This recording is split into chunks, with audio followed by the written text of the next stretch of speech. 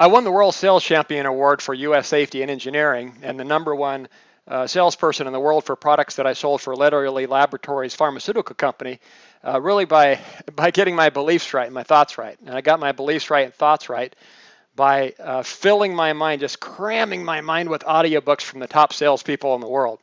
I listened to date about 2,600 audiobooks, and I keep constantly pumping good positive beliefs in my head from the most successful salespeople and business people in the world. Sales results really come from our own self-talk. We really have to get rid of our limiting belief and just get rid of them. Shred that negative self-talk and replace it with thoughts that really serve us. Well, Joe sells a lot because of X, but my situation is different. Okay, great. Maybe that's true. Let's pretend it is. Okay, but does that belief serve you? Does that belief help you sell more? Well, obviously it doesn't. So we can make excuses or we can make money, but we can't make both.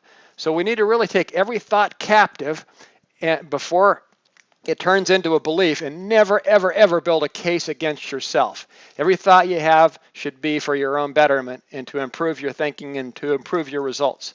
So I'm going to take the bull by the horns no matter what it takes. I'm going to make this happen. Now, the Guinness Book of World Record listed Joe Girard as the world's greatest salesman for 12 consecutive years. So question is, what's his secret? How did he do it? And the answer is this. He built and maintained relationships with his customers. It's like the things we've been talking about in the previous audio programs. Joe used to send 13 cards in the mail, that was before email, to all of his prospects and clients every year. He'd send one once a month and one for Christmas, and he created a place for himself in the brains of his prospects and clients by keeping in touch with them. The nice thing is we don't have to spend any money now. We can just email our clients constantly.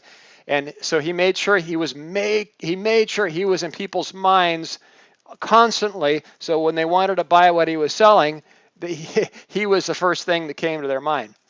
And here's a checklist. Number one, he would keep in touch with people regularly by phone and by sending cards. He would send them thank you notes. We can send thank you emails in our case. 3, he would send them season's greetings. We can do that on the email as well.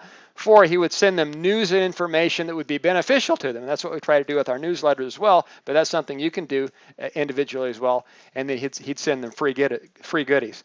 So we got to get rid of any limiting beliefs we may have that's keep holding us back from selling them as much as we can. We have to constantly call and email. I want you to look through that database, look for even somebody that you haven't talked to for a long time, and I want you to every single day send out at least 100 emails. I mean, if you do that, how can you not be successful? Because you're constantly keeping in contact with people that called you first. Because that's, as you know, that's the people that you talk to. Those are the people who showed an interest and call you first. How can you not be successful when you do that?